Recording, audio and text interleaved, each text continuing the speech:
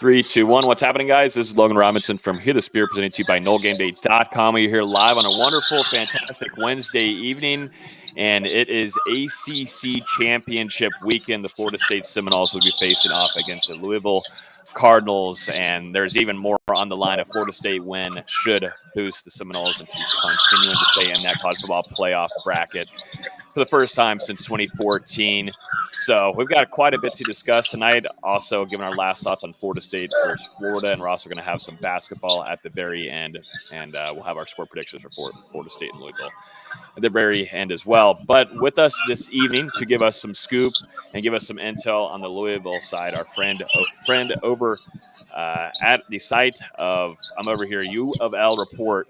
We've got Matt McGavick. He's going to be joining us, deputy editor for them. Our friends over there on Fan Nation Sports Illustrated to give us some scoop. How you doing, Matt?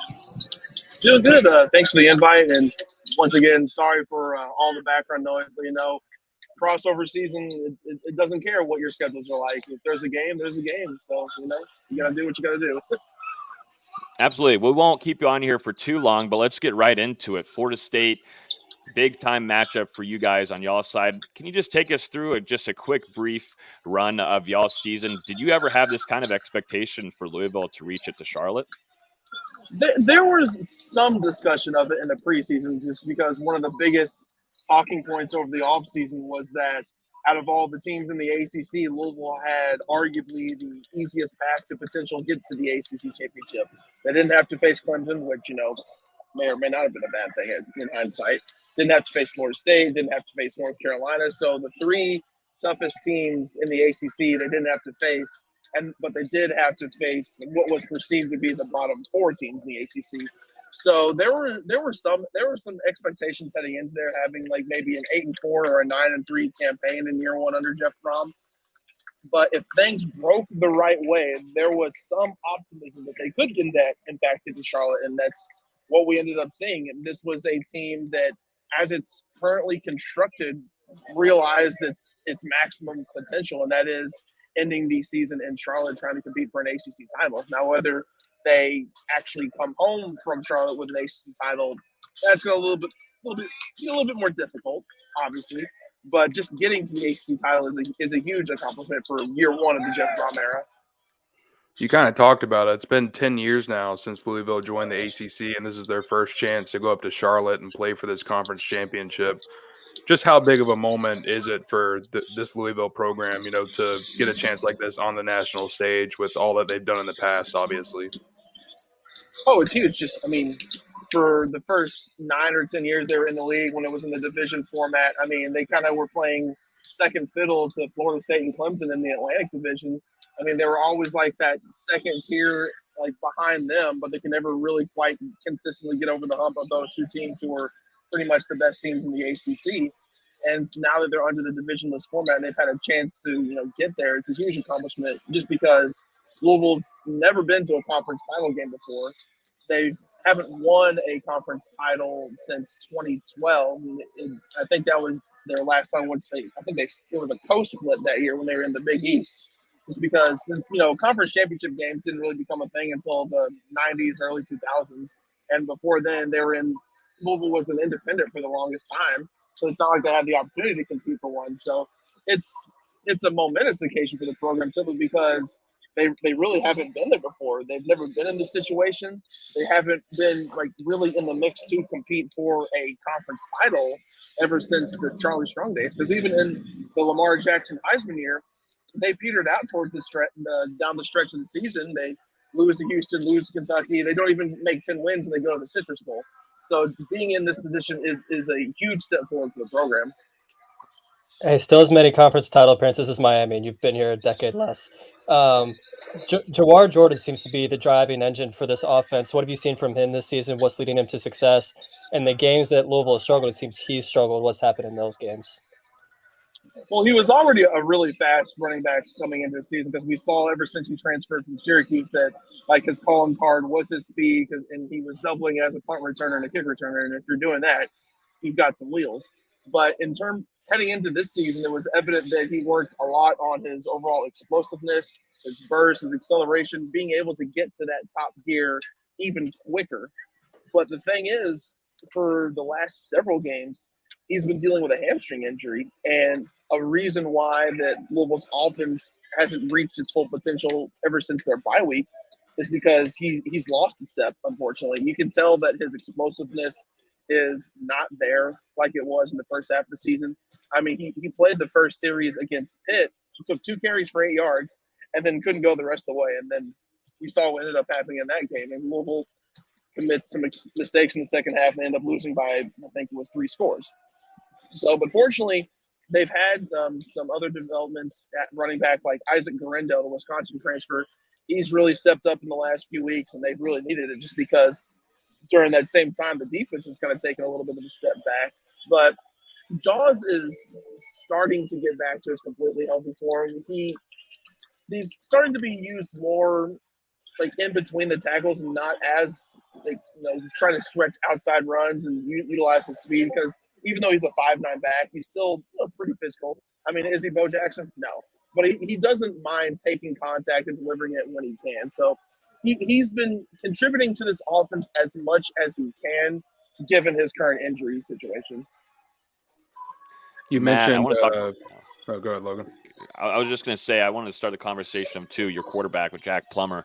What have you seen? What have you liked the most out of him throughout the season? What do you think, just going into this game specifically, he's going to have to do to be able to manage against Florida State's defense that has done a great job in the second half with Justin, and Adam Fuller has done a good job this season overall. But what are your thoughts on Jack Plummer coming into this game? Well, 80% of the time, he's exactly what the coaches want him to be. He's like the game manager archetype of quarterback. He's not going to be necessarily the guy who is the reason that you win games, but he's not going to be the guy that you lose games. Like, he's a sound decision maker. He more often than not makes good decisions with the football, keeps the offense on schedule, won't take too many unnecessary risks. Occasionally we'll like mix in a deep ball every now and then, but only when it's either really open or the play call really calls for it. So I would say 80% of the time he's kind of fit this mold, and he's kind of run Jeff Brom's offense how the coaching staff wants it to be run. Now I say 80% because another 20% he has looked not great. I know early in the season he struggled a lot with intentional grounding penalties. There have been times where he's unintentionally just kind of walked into a sack, or his pocket awareness isn't what you would expect from a sixth-year senior. And then 2 of the 2 losses in on Louisville's season has been attributed to turnovers, and most of them have come from Plummer. In the Pitt game, he had a fumble and an interception, both inside the 25-yard line. And then what kind of kicked off the rally for Kentucky in the previous game was back-to-back fumbles, one from Jawar Jordan and then one from Jack Plummer. So that other 20% is kind of inexplicable, boneheaded decisions that you just don't expect from a sixth-year senior. So if Louisville has a shot to, pull off the upset, one of the key factors is Jack Plummer can't have these boneheaded mistakes. He's got to play like you expect a sixth-year senior to play. He's going to take care of the football, whether that means making smart decisions or just holding on to it or knowing when to get rid of it. And we really don't know which Jack Plummer is going to show up, because not only does it kind of vary from game to game, sometimes it even varies from quarter to quarter. There have been times where Jack Plummer looks awful in the first half, but then he comes back and looks great in the second half, or vice versa. So it's when you get peak Jack Plummer, he's someone that the coaching staff can rely on to, at the minimum, keep the offense on schedule and keep the ball moving down the field. Maybe not at an explosive pace, but at a pace where it's going to continuously put them on schedule. You mentioned the defensive struggles earlier, and Louisville, at least statistically, one of the top defenses in the country coming into this game. But the last 2 weeks have allowed 31 and 38 points. So I guess what's been the difference these last 2 weeks compared to maybe the first 10? Oh, during the first 9-10 weeks of the season, we know Jeff Brom, his identity as a head coach is just points, and then more points. But the identity of this team in his first year has honestly been the defense, just because this is a defense where it plays excellent complementary football, whether that be against the pass or against the run. But they had been specializing against the run. They were a team where it's a kind of a scheme, this 4-2-5 from Ron English, that relies a lot on the defensive linemen to win their one-on-one battles and kind of set the tone from there and have the guys behind them kind of read and react. And through 2/3 of the season plus, the defensive linemen have been winning their battles up front with, semi-regularity, and then the guys behind them, whether they be linebackers or some safeties kind of crashing down the box, they've done a good job of kind of cleaning things up, swarming to the ball, getting the tackle on the first attempt, wrapping up, swarming, not arm tackling, and just having poor fundamentals.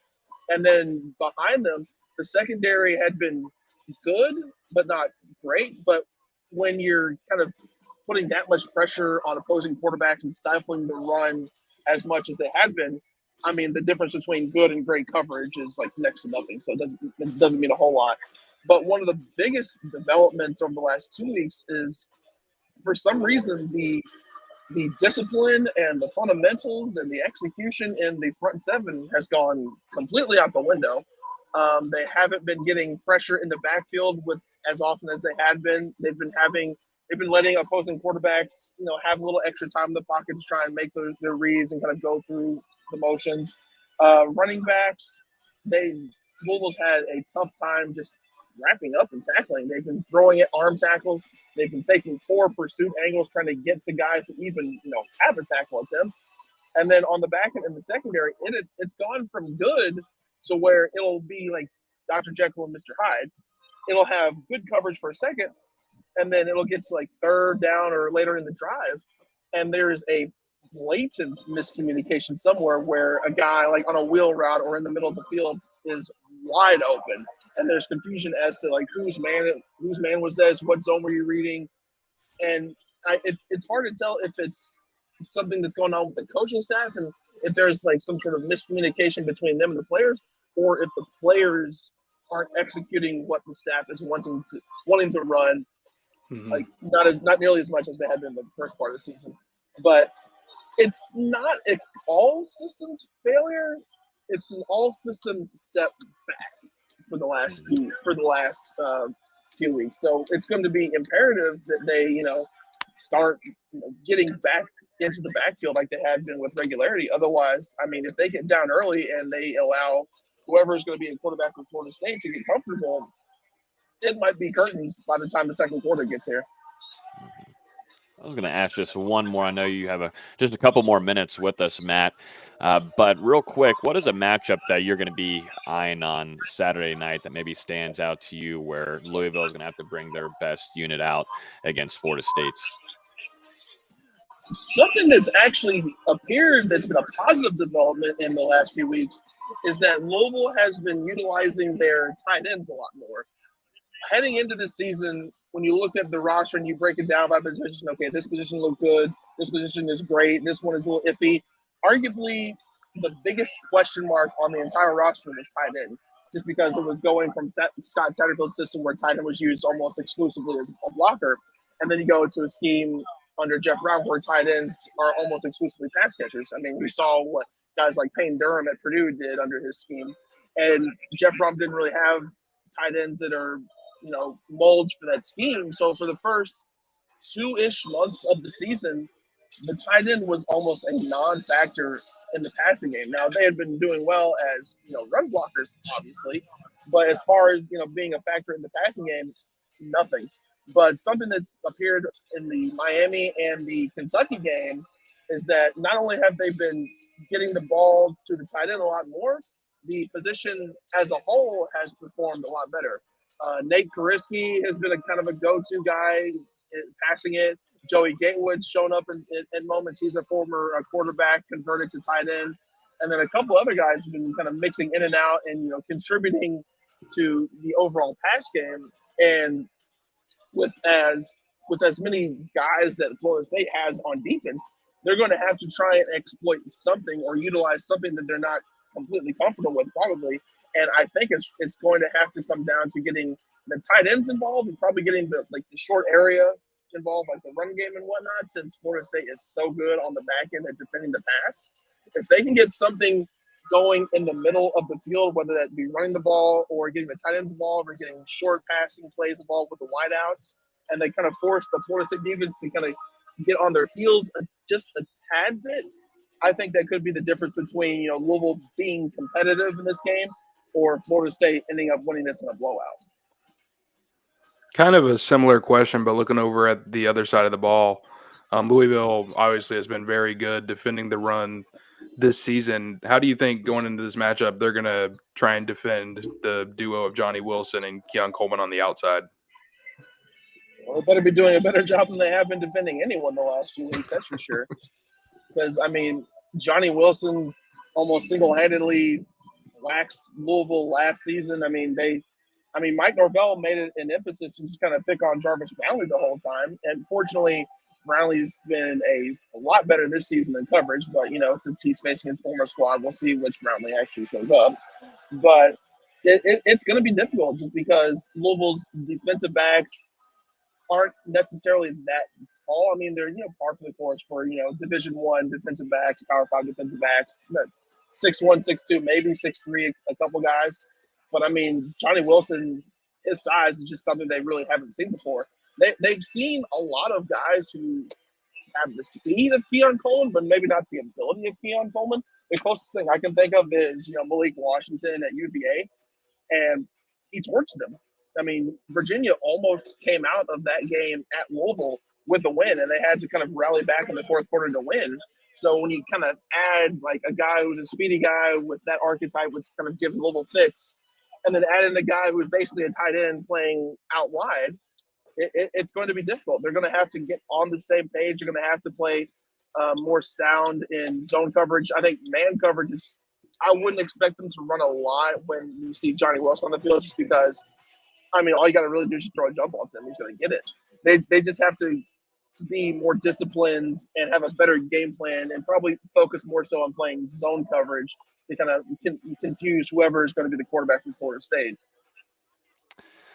Well, Matt, definitely got to get you out of here. You got a basketball game coming up, but super appreciative of you hopping on here for the time we had you, and looking forward to seeing you up there in Charlotte. Should be a fun matchup nonetheless. They've been some dramatic ones for both teams the last couple of weeks, just roller coaster of rides, but Florida State, Louisville, it's going to be good. So I appreciate you, Matt, giving us some good insight on this team that Florida State Mike Norvell is going to be facing against on Saturday night. Yeah, appreciate you guys having me on. Hopefully I'll see you guys in Charlotte, and fingers crossed it doesn't rain. Yeah, 100%. Looking forward Safe to travels seeing you as there. well. Oh, yeah. And also, Dustin, you'll appreciate this. It's a nice beanie. It's very There nice you go. being. Got it in the garden. Right. Nice. See y'all. Hey, Matt. Appreciate you, Matt. See you up there in Charlotte. Sweet deal. So thanks, Matt, for coming up on here with us. Awesome. They do a great job there covering Louisville for the Fan Nation Sports Illustrated site. But we're here, gentlemen. It's like I said at the beginning of the show, ACC Championship weekend. We talked about this game all throughout the offseason, some really high expectations. We predicted Florida State to reach it to this point, but maybe not expected for it to be Louisville. But here we are. The Cardinals are going to try to face off and try to pull off a big-time upset to absolutely unravel the college football playoff bracket. But we'll see if Florida State stays sturdy with Tate Rodemaker. Maybe, hopefully Trey Benson. We saw him get a little dinged up there after the UF game, but still, nonetheless, Florida State's got that stable of running backs, and it's going to be fun on primetime ESPN ABC at 8 o'clock. It's going to be a good matchup. You really got good on good here. You got a veteran Louisville offense that can run the ball going up against a Florida State defense that has been pretty good all season and has made really good second-half adjustments. And on the flip side, a strong Louisville defense, one of the best in the country, stopping the run, and the Florida State offense that's going to want to come in and probably try and pound the rock after what we saw them try and do in Gainesville a week ago. So two teams whose strengths are going to be going against one another on both sides of the ball, and should make for an exciting matchup. Obviously, Florida State coming into this one controlling their own destiny, and if you win here, you're going to the college football playoff. There's no likely, there's no probably. Stamp the ticket. Is it New Orleans or is it Pasadena? Yeah, winning you're in. It's going to be an interesting game. I'm really looking forward to this. I'm curious to see if the offense evolves at all from what we saw last week. I know we'll get into it a little bit, but it seems like they held some things back. I'm curious to see if they open some more things up this weekend. Most certainly. It's nice to be here. It is nice. Florida State going to have another game to add on if they can reach that 13-0 like they did back there in 2013. It's just crazy what a decade does to turn around, and now Florida State's vying and challenging for a national title. Florida State's got the talent. They did what they needed to do against UF, and it took a little while for Rodemaker and him to kind of find his rhythm there in the second quarter, in the late area of that before halftime. But I think he saw a pretty composed QB1 after also dealing with a nasty shot there too. He took the latter half of the game as well, where we saw Brock Glenn come in, look completely composed as a true freshman going through that environment. Dustin, you and I were there. I mean, that crowd is no joke. It's a loud stadium to be in. It's an annoying one as well. You're not so happy with the band continuously playing, but that's what happens when you're on the road against your rival. It's going to be a rowdy one in the Swamp. It was intense, and we knew going into this one, without Jordan Travis, obviously, and Tate Rodemaker really not getting a ton of reps outside of that game against North Alabama, real live serious game reps.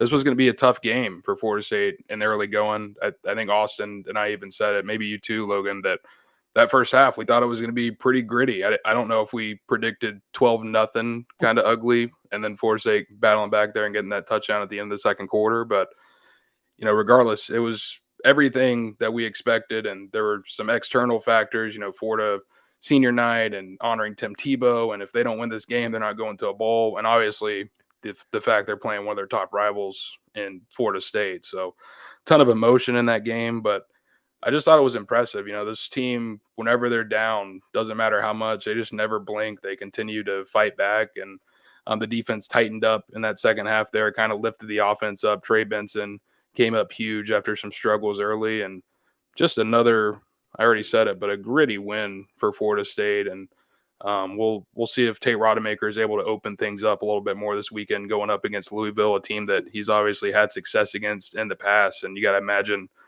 he's got some extra confidence in him seeing this team on the schedule. Even though there's some new players, a new coach, he's done this one before. He's beat the Louisville Cardinals. I know you said it took a little while for the defense to warm up, but shout out to Akeem Dent, man. I mean, he saved 2 touchdown runs there in the early going, and he was arguably Florida State's best defensive player until Jared Verse put on his big boy pants and started shoving offensive linemen around like they were a slice of bread. But Akeem Dent was just incredible. I know everyone's going to remember that flag for whatever the personal foul was, but he was just all over the field, all over the secondary, and making plays when and where he needed to. I think it was his best game by far as a Seminole since he's been here, and one of the best games we've seen from a defensive back since that Jalen Ramsey Miami game. I mean, he was just all over the place. And, he made plays when Florida State wasn't really making a bunch of plays and kept Florida State in the game. Made some underrated plays, some really big open field tackles. One on, I think it was a jet sweep or something, but some open field tackles where if he doesn't make that, you're looking at a first down or an even bigger play. So shout out to Akeem Dent, his last chance to play against UF, and he took advantage of it. He had 7 total tackles, and 6 of them were solo. Usually with safeties, you see a bunch of assisted tackles, but 6 solo tackles is pretty impressive, especially for a guy that I feel like we all think of as a cover guy. 6 solo tackles, and a lot of those in the run game is impressive.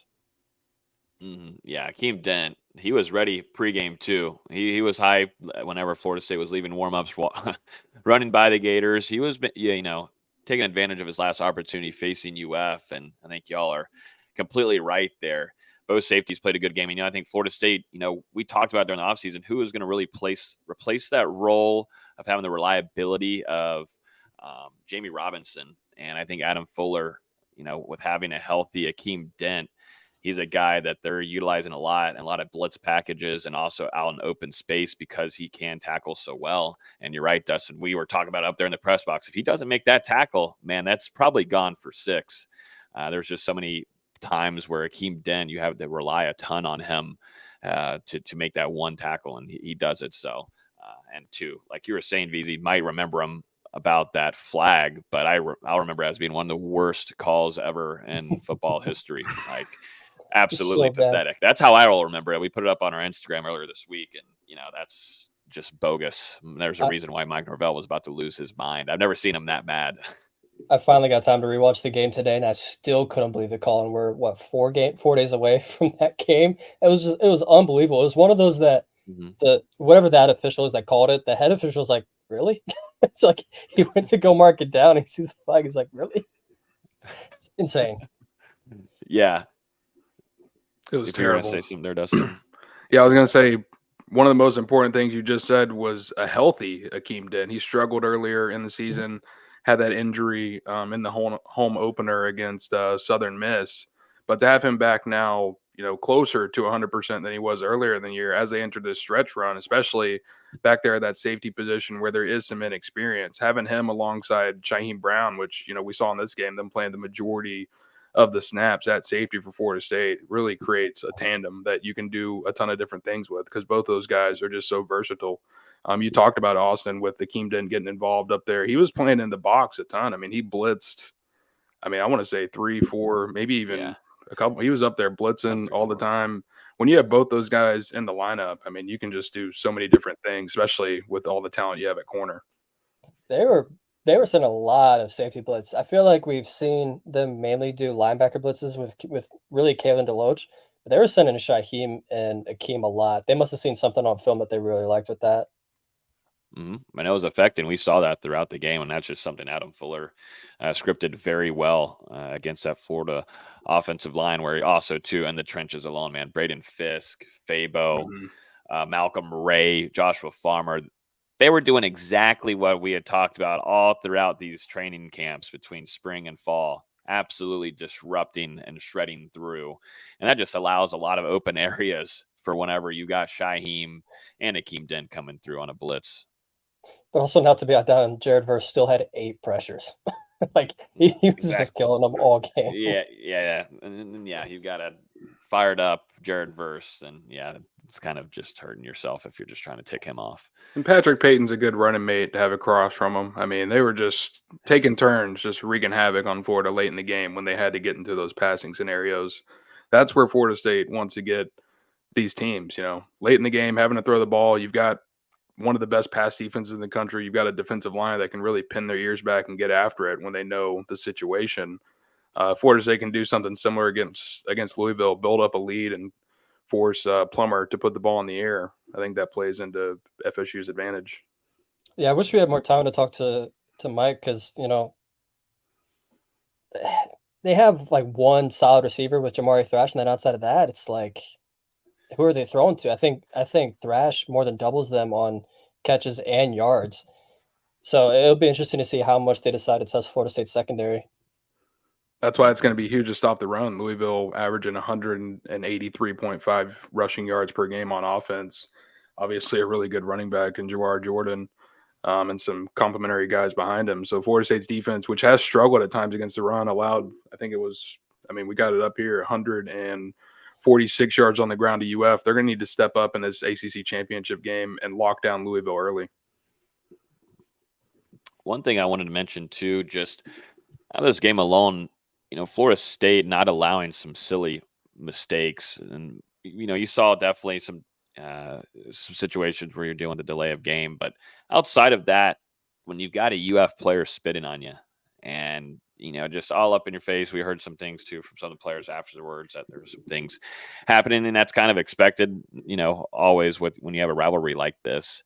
But, just looking at Keandre Jones, I wish we could have talked to him this week with the media, just him holding his composure and not wanting to do anything, because I will say it, man, it's easier to see on TV for that not to have some kind of retaliation maybe, but for like, if you're in that situation, you've got someone spitting on you like that, it's hard not to want to swing at them. And definitely with the tenacity and all the, it's football, it's going to get dirty, but that's just complete disrespect from a player that, got ejected from the game, but had just years ago, that turns into a mess between both teams, and you probably lose the other player for sure.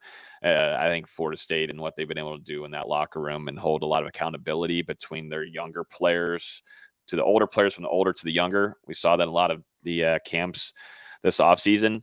There's a lot of accountability with this team, and it's going to help them a ton down the road when you're fighting for these championship rings. It was huge. 2 years ago when they came to Gainesville, this team melted down.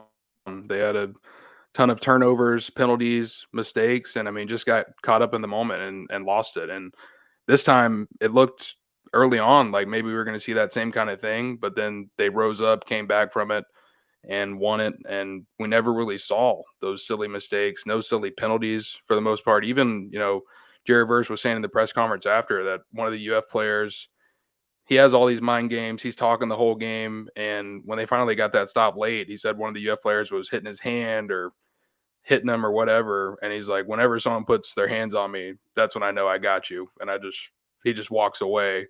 No penalty on Jared Verse. And for the team also, they were pretty pissed off whenever Tate Rodemaker took that dirty headshot. And they got over there pretty quickly, obviously. But for them not to respond enough to draw a personal foul and to just keep that penalty on UF and advance the ball, that's big in that moment as well for Florida State. So to kind of ditch some of that silliness that we've seen in the past, it's been huge for this program. Yeah, thank God for Norvell, because I fear of what would have happened if someone spat on a player in the late Jimbo or the Taggart days. There would have been a 20-minute brawl. Everyone's getting ejected. And Norvell's just built such a great culture in that locker room and in that entire university. I can't credit him enough for the job he's done on that front. And also in this game, no turnovers for Florida State. So a big factor on the road and a 9-point win that they're able to not turn it over. Did have the safety, obviously, but I guess they were kind of due for one after the Miami game.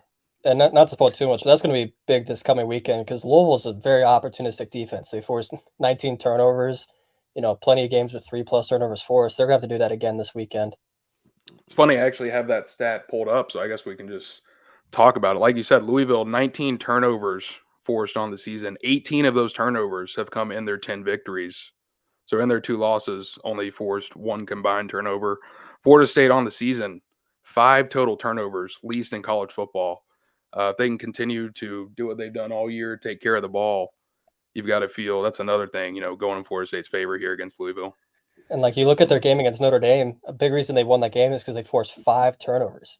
Even when they had, one of their own, when you're forcing 5 turnovers on the other side, it's going to lead to a couple upset wins here and there. Mm-hmm. Yeah, gotta play smart.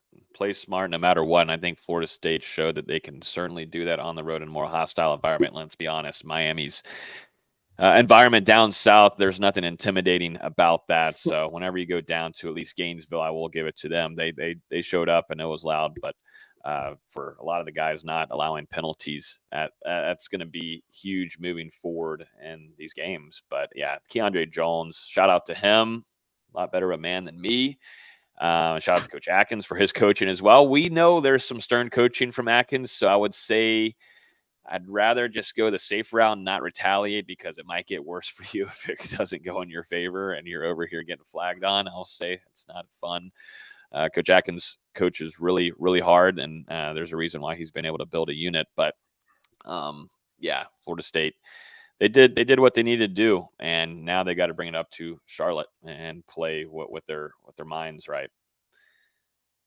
Anything else from the UF game for you guys outside of Florida State winning there? Still just hate Florida.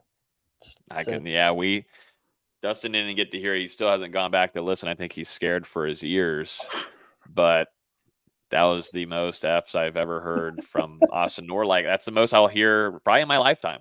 Yeah, probably on this podcast. It's the most you'll ever hear. I guess last thing, I just think that's an underrated win when you're looking at Florida State's schedule. Obviously, Florida had their struggles coming into this game, but they had been pretty good at home. Only 1 loss entering Saturday night in Gainesville, and it was just a big win for Florida State. Only 7-point favorites, I think, or 6.5-point favorites, whatever it was. Tate Rodemaker, his first start of the season, 90,000 fans. For Florida State to do that, I think there's been some talk around the country that wasn't an impressive win, and we heard what people were saying last night during the college football playoff rankings. I just see it the other way. I mean, that's huge for Florida State against a rival. Any kind of victory against a rival is huge. Look at what some of the other teams across the country, Alabama had to do, Georgia had to do. It wasn't just Florida State. Yeah, I will say we've seen already a lot of turnover on Florida side. Corey Raymond, their defensive backs coach has already left. Their defensive tackle coach has already left. Max Brown, the quarterback that we saw in that game has already said he's going to be in the transfer portal, a receiver, a couple other players. There's already a lot of turnover in Gainesville, and I think they're just getting started. Mhm.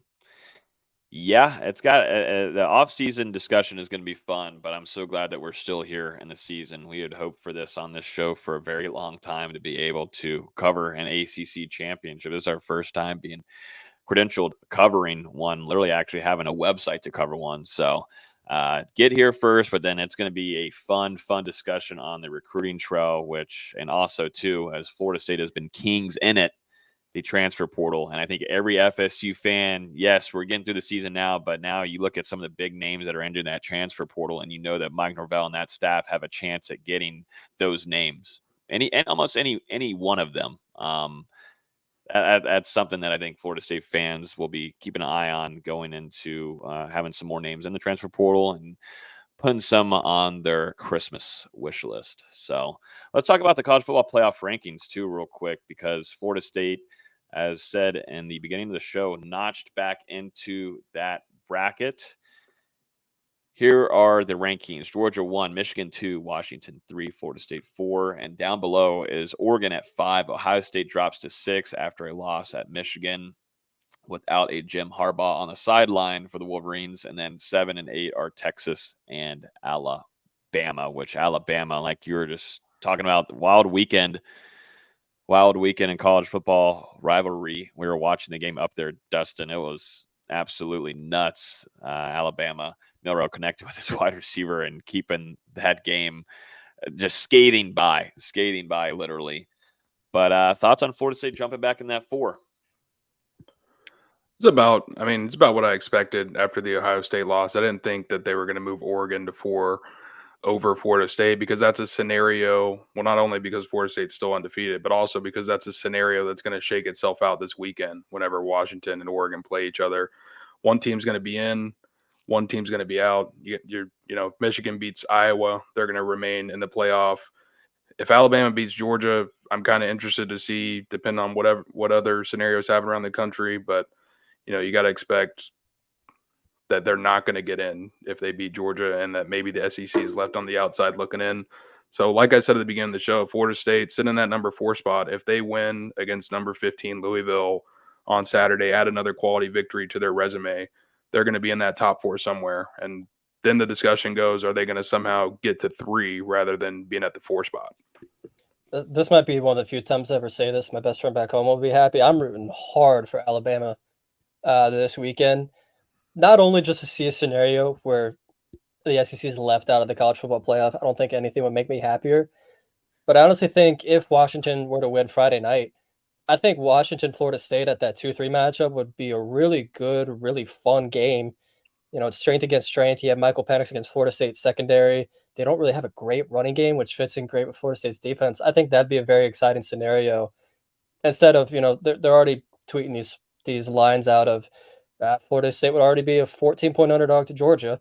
I don't think you have that against Washington. Obviously, all hypotheticals, but. Mm-hmm.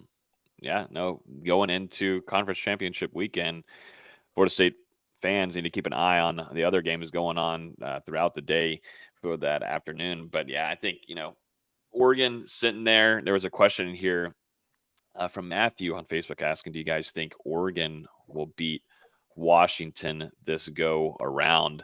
I personally think so. I think they would win that game.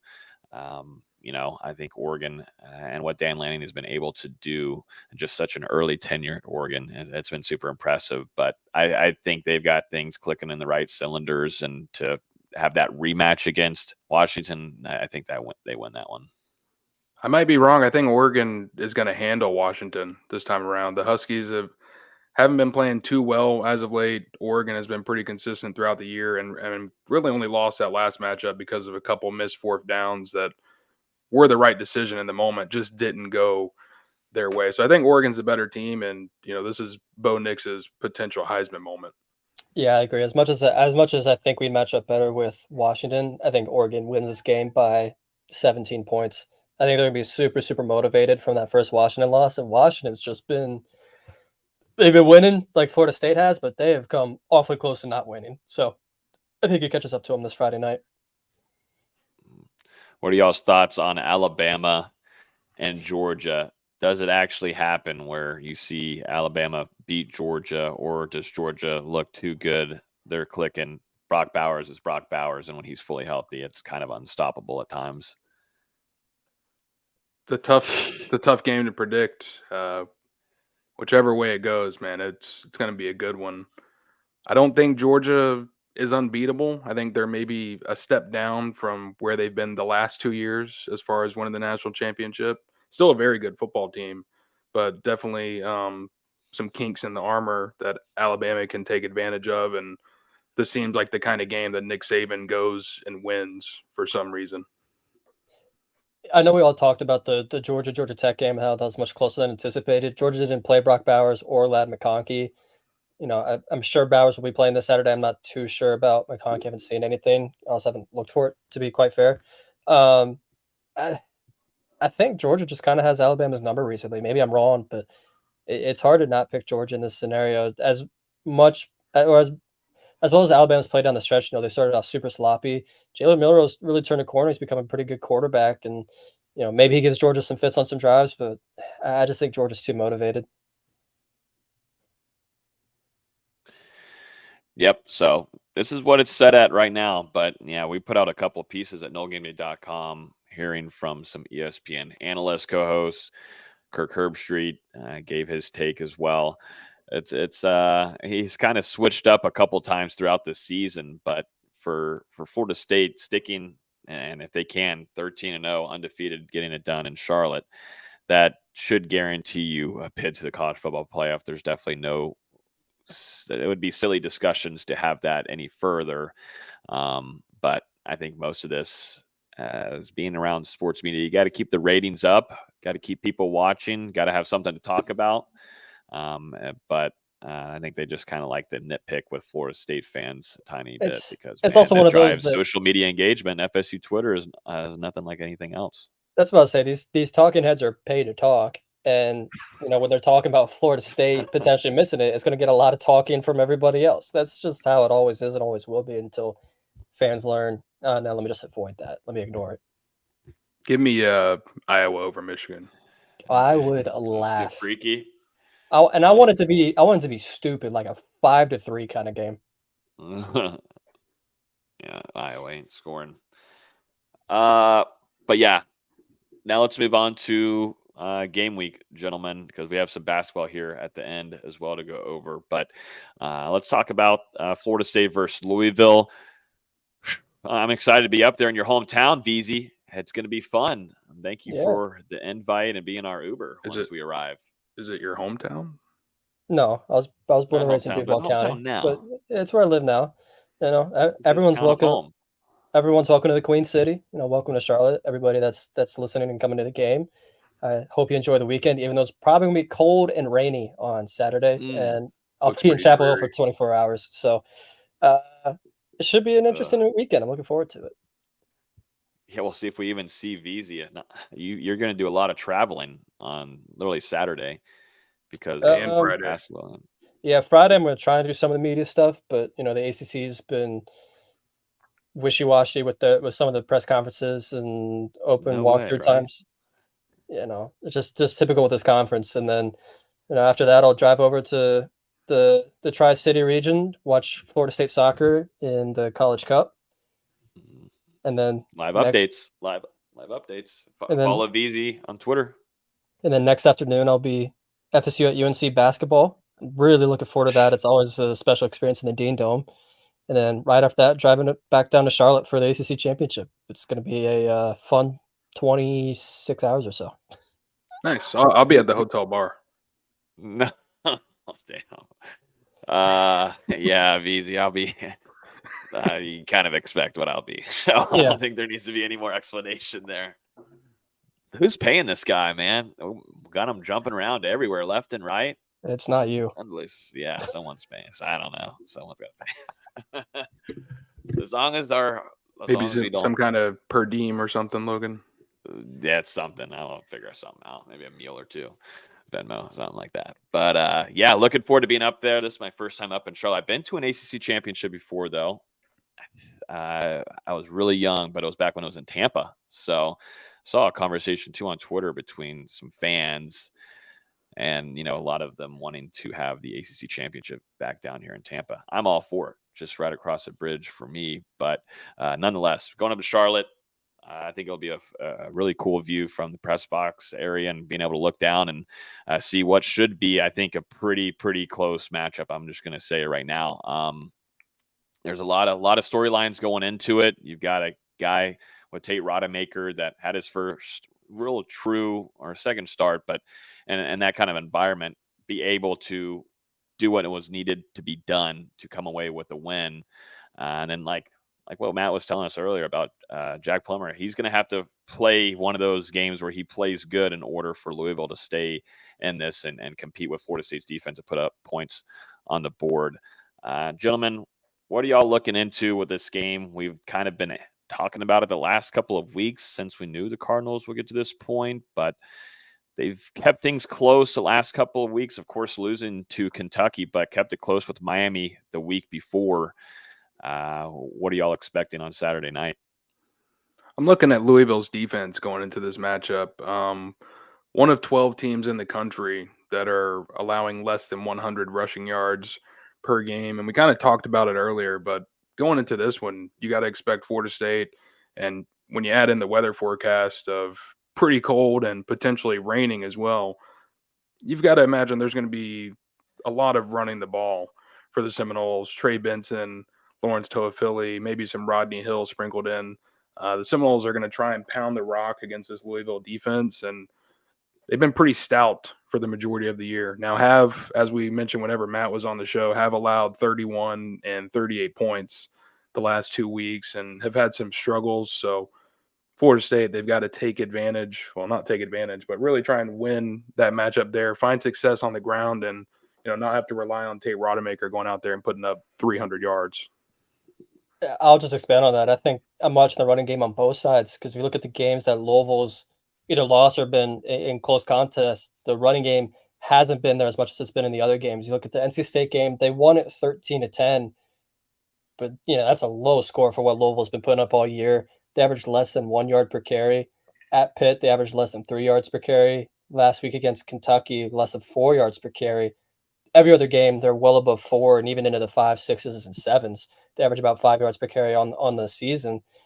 Florida State, as we talked about, they haven't been the greatest rushing defense. They get beat at times, and we saw it last week against Florida how they were using wide receivers in motion to give the safeties and linebackers some eye candy. I wouldn't be surprised to see some of that with Louisville. Try and distract the defense as much as possible, and then try and get those 5 and 6 yards per carry. And like you said, it's going to be likely cold and rainy. The running game is going to really, really matter in this game. Yep, and you look at Florida State's linebacker room, and someone that's had a stellar season has been Kalen DeLoach, and the ACC, probably need to bring it up here, but first team, second team, third team, honorable mention, all that kind of stuff came out. Jordan Travis being named ACC Player of the Year and also to Offensive Player of the Year. Shout out to him, absolutely deserves it. But just specifically though, Kalen DeLoach, who was it tweeting? Both of y'all were tweeting about him not getting anything for Defensive Player of the Year. One vote for Defensive Player of the Year. For reference, Conrad Hussey got more votes for Defensive Rookie of the Year than Kalen DeLoach did for Defensive Player of the Year. This isn't a diss on Hussey, but I think we can all agree Ruben Bain absolutely deserved that. He could have won that unanimously, and none of us would have disagreed. I think Kalen DeLoach at least should have been the argument for ACC Defensive Player of the Year, where Peyton Wilson dominated the voting. He had 58 of the possible 64 votes. And at the minimum, just receive more love because he's been the most dominant player on one of the best defenses in the country for the top team in the ACC. And I mean, whenever Florida State's needed him, Kalen DeLoach has stepped up and made a huge play. Whether it's that forced fumble and touchdown against Clemson, the game-sealing interception the other night in his final chance to play against UF, but snubbed for real. Also, 7 sacks as an off-ball linebacker is borderline absurd. Absolutely ridiculous, man. He's had a stellar season, and I'm going to be excited for him whenever he moves on into the NFL, which organization is going to pick him up, because just locker room guy as well, just someone that's stuck around with the program and is believed in getting developed by with sticking with Randy Shannon too in that room. But shout out to Kalen DeLoach. But first team, Jordan Travis, Keon Coleman. We're talking the ACC first team. Jordan Travis, Keon Coleman, all purpose as well. Keon Coleman and punt returner. Yeah, and punt returner there at the bottom as specialist. Let me share the screen too, because there's a lot of names in here. This might take a second. 25 of them. Yeah, the It's most the in program history. Program School record. record. Yep. Dimitri Emmanuel at offensive guard, offensive tackle. Darius Washington getting a lot of love there, as he should. He's been really reliable for Florida State on the offensive line. Then Jared Verse, defensive end. Kalen, like we were talking about, at linebacker for the first team. Any misses here, or do you think this is accurate? Maybe not as much as a miss. I was surprised to see Dimitri Emmanuel be first team. I'll be honest. Yeah, a tiny bit there. And honestly, I'm not dissing him. I don't know if he was first team All ACC good this year. I think Darius absolutely was. He was so big for Florida State's offensive line, just playing wherever he was needed. Yeah, I guess you could. I wish, it's because he's a hybrid guy, Darius Washington, offensive tackle, but he's had to step into at that center position whenever Maurice Smith has been dinged up at times, and he just steps in at guard as well. But at tackle, he's been nice. But he's just. I wish he could be an all-purpose offensive lineman. Yeah, or just category. Why even specify position? Just make it OL. Just make it offensive lineman. They're trying to go NFL-esque. And Keon Coleman, the first player in school history to be named to 3 different spots on the All-ACC team. I mean, just crazy. And we kind of knew it as soon as he transferred to Florida State, but to actually see it has been something special to watch throughout this 2023 season. You got to remember, Keon Coleman had never returned a punt during his college career before he arrived in Tallahassee. And a couple months later, he's first team All-ACC punt returner. I mean, just speaks to the guy's ability. Also, Keon Coleman has many All-ACC selections as the entire Miami football team. All So, right. just saying. And while you're on this screen on the second team, how is Alex Mastromono not first team punter? That's a good question. He's a finalist for the Ray Guy Award and the only Yeah. ACC punter there, but he's second team All-ACC. How does that make sense? But continue. That's a good point. But yeah, second team here, All-ACC. Trey Benson taking up the running back spot. Jaheim Bell, tight end. Braden Fisk and Joshua Farmer in there at defensive tackle. Ronaldo Green at the cornerback position, like you're saying there. Punter Alex Mastromono from Australia. Ronaldo was in line to be first team there for a while, and I think him allowing a couple touchdowns these last couple of games has slipped him down the board a little bit. Yeah. Otherwise, I don't really have any arguments. Third team here. And I'm wondering if you guys would have expected this coming into the season, but seeing Johnny Wilson at the third team, obviously dealing with injuries throughout the season, kind of hurt him in this maybe situation. But Johnny Wilson, third team at wide receiver. Tatum Bethune taking linebacker spot there. Cheyenne Brown and Ryan Fitzgerald getting some love as well. Shout out to Ryan, as he really does deserve it. He's stayed consistent for the Seminoles throughout the season, just having one miss. Obviously, we didn't expect Johnny to get third team All-ACC. Sure, I don't know. I think. Wait, look at VZ. VZ's gonna buy an argument. Look at this. No. I think you can make the argument if Johnny was healthy all year, he's first team instead of Keon. At least at receiver. You don't think they both would have made first team? The way Florida State's been really targeting Johnny Wilson down the stretch, I think that might have put him over the top. Maybe they both do, but it's rare you see 2 receivers from the same team make All-ACC first team. For sure.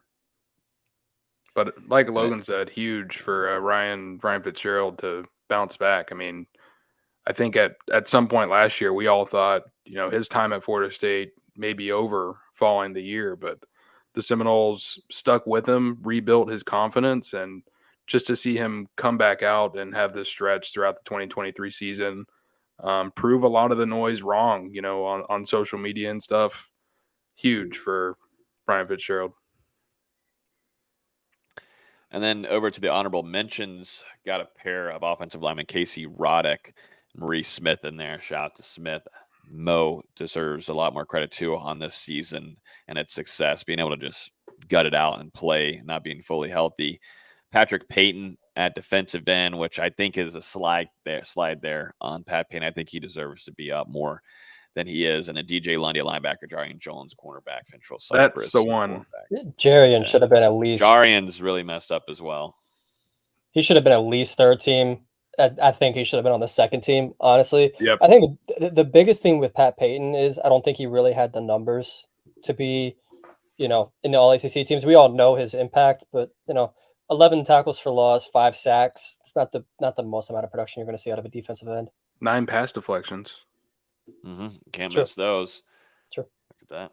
But Jarian, another big snub, definitely deserved to be, I think, second team All-ACC. He's been, and I think that's the reason he's on honorable mention, is he just locks people down. He doesn't get a ton of targets, doesn't get a ton of looks throughout games, but that just speaks to how good he's been throughout this season. He's another guy, there were struggles throughout his early tenure at Florida State, and to see his development and the way he's playing now, it's just another testament to not only his hard work, but also how, players get developed at Florida State. Yeah, he's been unbelievable this season. I think it was even Greg Reed that called him out and said, this is going to be a guy that's going to get drafted. I'm trying to check PFF real quick. He's got really good numbers.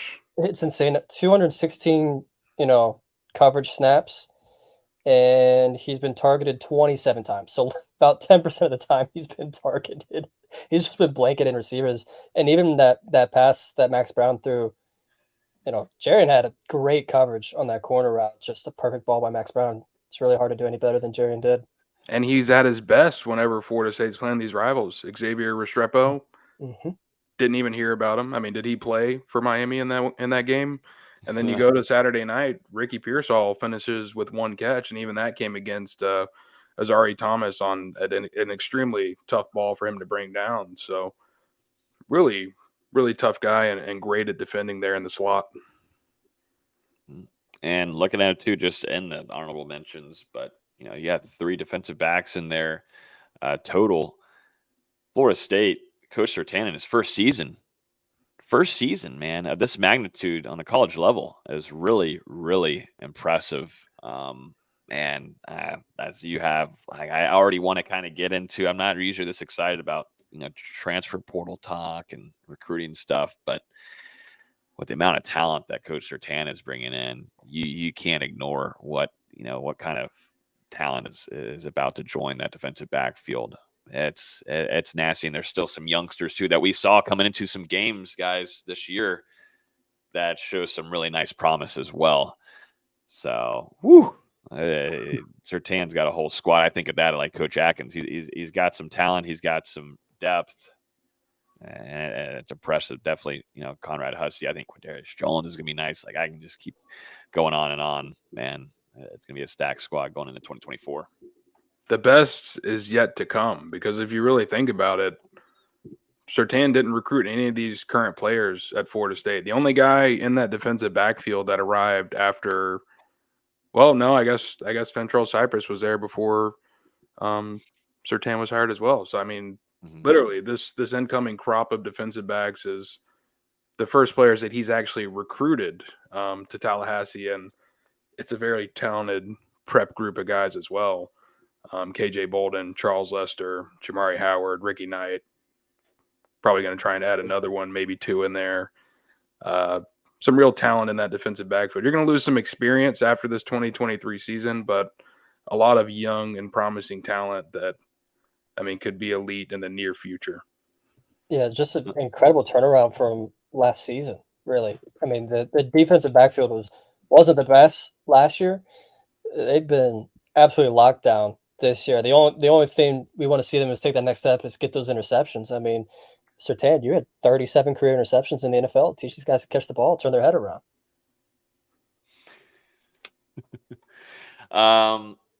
But yeah, I think what they're going to have to do is Coach Surtain lasts a good amount of years. Let's say he has a longer tenure in Tallahassee. Man, I think they're going to have to run back that Texas A&M graphic and just so too, maybe just a DBU graphic alone and show some of these guys getting paid in the NFL.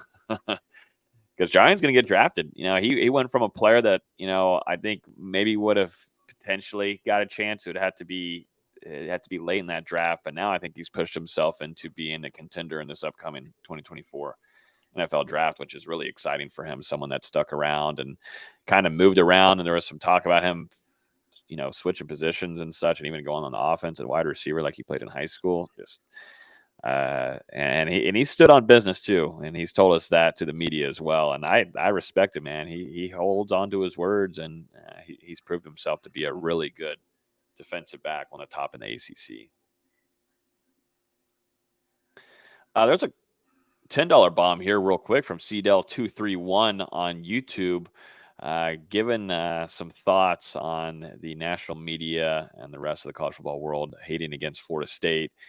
He's going with a score prediction of a Florida State 27, Louisville 17. He said the whole world's against us, it seems. They talked great about Michigan after they got pummeled by TCU, the same TCU that got drugged by 58 by UGA and Georgia Bulldogs. But yeah, it does feel that way. It seems to be back on track to where Florida State kind of was in that 2012, 2013, 14, 15 range, where you've got all that talent and you're expected to deliver. And, if you don't beat the crap out of teams, then you're not, you shouldn't go all the way like some other conference teams in the Big Ten and also in the SEC. But I think it's hard to really hate on Florida State as much. I mean, except for FSU Twitter, and we know that. But to me, I think Mike Norvell has brought a lot of class to this program, and I think just college football fans in general, I think they've respected the literal climb that Mike Norvell has had to put into this program with effort-wise, and it's kind of hard to hate on him. Jimbo, I can understand. Jimbo's Jimbo, and he's vulnerable for that kind of stuff to maybe catch some heat here and there. But Mike Norvell has been a classy head coach for Florida State in a lot of avenues, and it's I don't think FSU's hated that much, but still, it's Florida State. You're going to get some heat, and this is what the national media likes to do, and it stirs up because it knows Florida State fans, like I said earlier in the show, are going to engage and chit chat and at Kirk Herbstreit, and even outlets, just tweeting at them and showing their opinions. But I don't know. Just got to make it to Sunday at noon with a Florida State win. Yeah, just got to make it there. Just get there. Couple more days. Game. Yeah. But yeah, let's jump into any kind of I don't know if y'all want to jump into score predictions right now. I mean, we're at an hour mark. We still got basketball to talk about, but I've kind of had my score in mind all day today. I've got to write my score prediction up for D-Lou tomorrow, but any last words? Because I'm just wondering if everybody's going to stick and hold hands on this. I feel like you can't break the code here. You can't break what we've put together during the off season. Hopefully Dustin did already look at my game preview and take my score prediction from that. I have not looked at your game preview. Okay, good. Oh, yeah. Just had to be sure. No interest. Damn, jeez. God. Wow.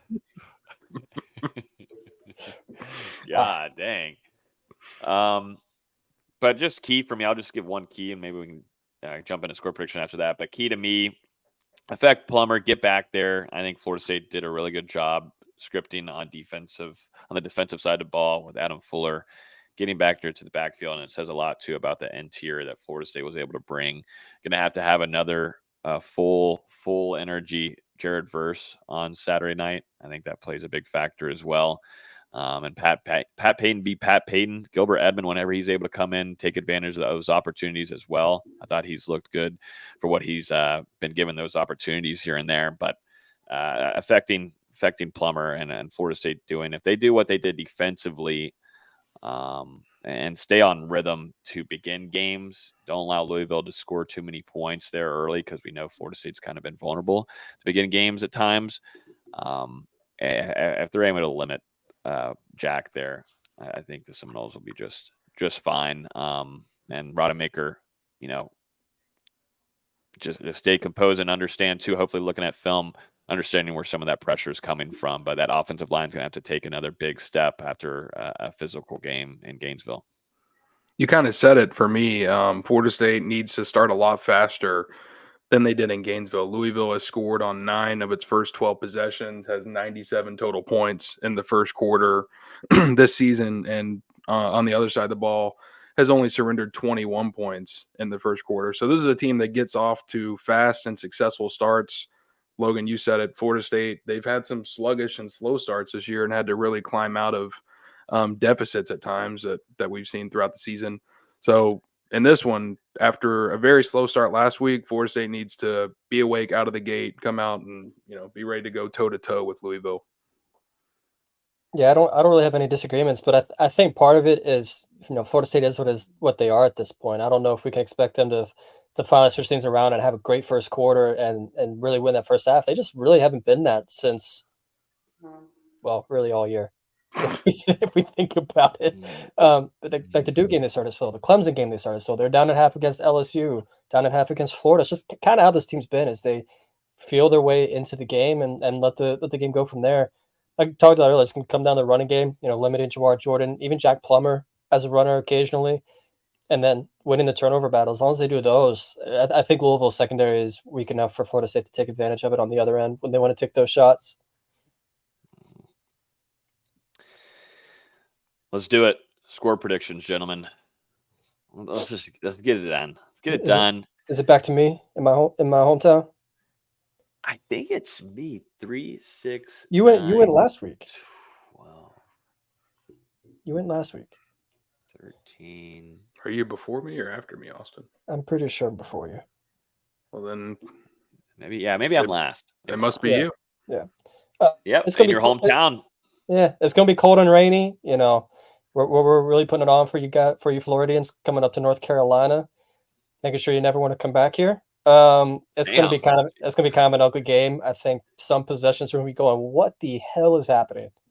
I think it's gonna be pretty low scoring, but I've got Florida State still winning 24-20.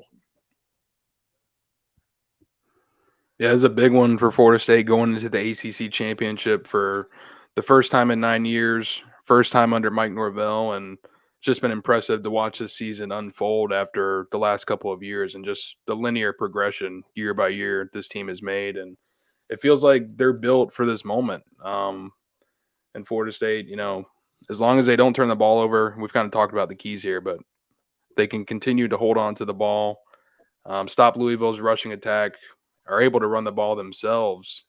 You've got to feel good about the Seminoles' chances. And they're going to come into this game motivated. I mean, we all know FSU's 60 minutes away from the college football playoff. If they come out and execute on Saturday night in Charlotte, doesn't matter if it's a 1-point, 2-point win, any kind of win on that board, they are going to the college football playoff. I think you're going to see a very focused and well-executing Florida State team. It's still going to be a battle because this is a very good Louisville team as well and very well coached and have some talent. But in the end, I think Florida State is going to grind and grit this one out and go on FSU 27, Louisville 21.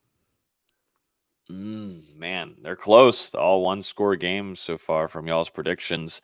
Y'all have said it all practically. That's what you get whenever you're last year. But mainly I'm looking at Florida State, and then just one thing that stands out to me is that this team, like talked about earlier in the show, a lot of not letting things get into their head. And I think maybe a little bit there we saw a sign of it just off the little bit of that UF game. But things started clicking and things started moving. And I think for Florida State at this neutral site game, a lot of the Florida State fan base being up there, already got their tickets, going to be up there all weekend. Florida State has done a good job in impressing us on the road in these neutral site games. I go back to maybe this Louisville game from 2 years ago when they were in New Orleans. This team finds different ways to win, and they've got the talent, and it's just going to come down to just execution and playing smart and not allowing stupid penalties. Florida State 24, Louisville 21, and we're headed to either Cali or headed to NOLA again, which is a really scary place for me after the last time we were there 2 years ago. I'd love to go back. I don't know about you, but I love New Orleans. I mean, I do want to go back, but I also want to know where I'm at. Yeah, I want to know where I'm at, how I got back, and This time, to have a complete severe hangover. this on time game Dustin day. can deal with a drunk Logan instead of me. I don't think he's going to deal with it. I sadly don't. It would be fun. Where would y'all preferably? No, actually, no. We don't deserve to talk about that yet. We got to get through this Saturday night game. Don't look too far ahead. We're getting a little greedy. Well, let's wait till the instant reaction for something like that. Yep. Yeah, we'll do that from inside Bank of America Stadium. Mm-hmm. Probably raining on us, and we're gonna have to figure out where to get Wi-Fi. We'll do it inside. Yeah, we'll say screw you. Get out of the box. We're coming in. We're gonna do our instant reaction. Let's talk some basketball as we're just less than an hour, or about a little over an hour from tip-off between the Georgia Bulldogs and Florida State. VZ, I'm surprised you didn't want to fly down and go to that game. I thought about it. I honestly did. Wow. If Georgia was a better basketball team, I might have thought about it. But Georgia just hasn't really played well so far this year. I don't know how many people read my preview. It's probably about 60 people. But Georgia's lost who they're supposed to lose to, and they've won and they've beaten who they're supposed to beat. So they're not a good basketball team. I'm gonna just keep it blunt. They've got two guys you got to worry about on the perimeter, and that's Abdur Rahim, the son of NBA All-Star Sharif Abdur Rahim, and Noah Thomason, their transfer guard from Niagara. After that, it gets rough behind the three-point line. Those two shoot 37%. The rest of the team shoots about 24, 26%. It's not a good three-point shooting team. If they're not making their twos, they really can't get any offense. And also, it's Mike White. Florida State and Leonard Hamilton know how to play Mike White. I think Mike White is 1-7 all time against Florida State, maybe 1-6, something like that. Either way, I don't expect Georgia to win. I think there's even a pretty decent chance that Georgia gets boat raced in this game. But it'd be crazy to predict, Florida State to be, they're going to win by 20 this game. Cam Corrin, it's looking like he won't play in this game due to a toe injury from last week's game against Colorado. They haven't made any official word, but that's just my guess is he won't play. But on the flip side, it does look like Jalen Gainey will finally make his Florida State debut tonight against Georgia, and they're going to need him. I'm really looking forward to seeing him on the court. I'm really looking forward to see this team back on the court in general. Be huge if they can finally get Jalen Gainey out there. Been waiting over a year to see him make his debut in Garnet and Gold, and he would change some of those rebounding struggles that the Seminoles have had at times. And this is also a little bit of a homecoming. Maybe not in the same sport, but I'm sure Kalen DeLoach will be in the stands tonight. His brother Jalen DeLoach plays for Georgia, and that's just an exciting fact. For sure, and I'm sure Jalen's going to try to make a big impact because he wanted Florida State to recruit him. He wanted to play at the same school as his brother. Florida State ends up deciding to go with the other VCU transfer, Jameer Watkins, and I'd say it's worked out so far for Florida State taking Jameer Watkins. He's been pretty good. But either way, they're going to need Jalen Gainey for Saturday at worst case, and hopefully Cam Corrin's back too against UNC and Armando Baycott. Because right now they're up 59-39, about to go into halftime against Tennessee, and Tennessee's a good basketball team. So they're going to need him this Saturday. I'm looking forward to being at that game as well. But yeah, I'm. It's weird being excited about Florida State basketball again. They've got some talent. They're playing well. They're playing cohesive. Jalen Warley's played arguably the best game of his life last Tuesday against Colorado. We'll see if that continues. But I'm expecting big things from the Noles tonight at 9:15 or 9:20, whenever tip off is. Dustin, you'll be there to get that recap out, right? Yeah, I thought about it, but Wild.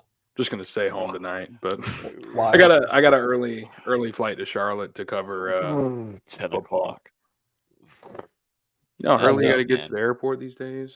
At the Tallahassee airport, you can get there 45 minutes before and still be 30 minutes early to the plane.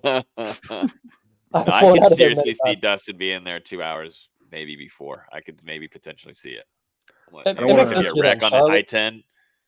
When you're flying back and you're flying out of Charlotte, you'll need to be there 2 hours before. When you're flying out of Tallahassee, you can pull up as the plane is boarding. It'd be fine. My flight at Charlotte's at 6 a.m., so I don't know if there will be any people in line.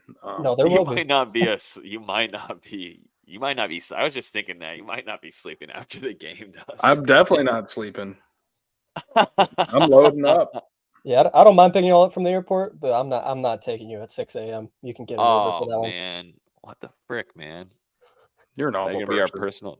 I live You hate us. I live 30 minutes from downtown. That's just not happening. Or Not uptown. to ruin the good basketball vibes, but the last time you went to UNC, was It's it not pretty. that 20-1 start game? Yeah, it was worse than that. I think it was 24-1. Yeah, it was not a fun time the last time I was in the Dean Dome. Place is surprisingly kind of a dump. Damn. In a Jeff good loves way? a dump. No, it's like What? How could that be a good way? it's one of those How like could a dump be in a good way? it's one of those that like the tiles at the top of the Dean Dome are starting to like fall apart a little bit. You know, they Damn. stick the media in the upper corner, and that's a big arena. Like, there's no reason media needs to be on the second level, but I you know, Damn, it's Michael it's still Jordan. So very they need a donation. They need a donation from Michael Jordan, is what I'm hearing. still just a very storied arena, very storied program. You know, that both there and Cameron Indoors. It's always a pleasure to go there. Got to hope Florida State plays better in that hostile environment than when they played at UF a couple of weeks ago. Because I don't think they could play worse. I'm gonna be honest. Plus, That was tough to look at. all I'm hoping is they play better than they did there. I think that was 2 years ago. I'm pretty sure that was Cam Fletcher's first year because I just remember watching him off the ball, going, "What is he doing?" That's all I'm hoping. Just be more competitive than 2 years ago. It's hard to be less competitive. 24-1 out the gate. My recap was written by halftime. how much better is Colorado, or how much better is North Carolina than Colorado? I've said I'm really not that high in North Carolina, but when they're beating Tennessee by now it's 22 at halftime, 61-39. Is it at home? Yeah, it's in the Dean Dome. You know, that's always historic. It's always Yikes. historically a really tough play for Florida State. You know, I don't have the numbers in front of me, but they can't have won in Chapel Hill more than a handful of times. It's one of those buildings that's really hard for teams to come in and win at. So we'll see if they're up to the challenge on Saturday. This team's really competitive, really, really, really competitive, and we'll see. It'd be a heck of a win, but if they can at least just keep it competitive and close, that would also show progress. Yeah, 100%. Also, so. we have to say Jameer Watkins won ACC Co-Player of the Week last week, tied with RJ Davis. First time someone at Florida State's won ACC Player of the Week since Raekwon Gray in 2021. Florida State's receiving AP votes again. I think they were 35th with eight votes. No, things are looking up. Getting me scared about Saturday, VZ. If Florida State wins on Saturday, everyone's going to go, "Oh God, no! What's going to happen tonight?" Oh no! Don't you dare do that, Austin. Don't you dare, Leonard. Know your place. It's all right. Keep it close. Keep it close. Don't have to win it. Just keep it close. I mean, I prefer if you win it. Whoa. There's no reason Florida State can't win all three of the events I'm going to this weekend. Absolutely. Let's see it happen. If it had to be one, it had to be one. You know, I don't know. Come on, Lenny. You don't have to do it like that. Just keep it close. Keep it close. Hopefully they lose a soccer game then. I don't know. Oh, geez, no. Come Listen, on. Not a national title. all I'm saying is Florida State soccer's undefeated to this point. I don't know if they're going to lose. When you show up, all there bets it are goes. off. I went to a lot of soccer games in college. I don't think we ever lost when I went to the game. So Why'd you go? You know. Good team. Oh, I do. There you go. Good team. Good team. Yep. Good teams. Do you bring your binoculars? You don't need it. Gotcha. You are close up to. I've been to a couple of them. Shout out to FSU soccer. Best of luck too. Let's hope we didn't just jinx all of that. Hopefully yeah, I would feel bad. I would feel bad. Yeah, it's not been a great weekend. Just PR things for a lot of things. But anyways, at least we're not AI. We're here. We're real. Logan, Dustin, VZ. This is real stuff, but appreciate everybody coming on here with us this evening for our ACC Championship preview. We'll all be up there to cover Florida State versus Louisville, so we will have an instant reaction on site. Might be quite a long while, I'm expecting. Definitely if it goes in Florida State's favor after the press conference duties, but we'll make sure to jump on here with you guys and give us our thoughts on an early, probably Sunday morning around midnight or later. Who knows? But might be a wet one. Yeah, it might be a little wet, so make sure you bring your poncho. And I know a lot of FSU fans are heading up there, so safe travels. And then, yeah, keep an eye out. VZ has got coverage for us on basketball side. They're facing off against Georgia, so keep an eye out on that. And then also Saturday, he'll be there in Chapel Hill, so make sure you're staying tuned to some basketball coverage because we're kind of transitioning into that stage, but, still need Florida State and Leonard Hamilton, keep it tight there in Chapel Hill. Don't need to do anything too crazy. But as always, thanks for listening. And listen to this podcast on iTunes, Google Play, Spotify. If you're on YouTube right now, hit that like button. Make sure you hit subscribe so you get notified every time we release a new episode. And we will talk to you guys this upcoming Saturday. And then we'll be back here live next Wednesday at 7 o'clock. So everybody have a great weekend. Safe travels to Charlotte and see you soon. Peace.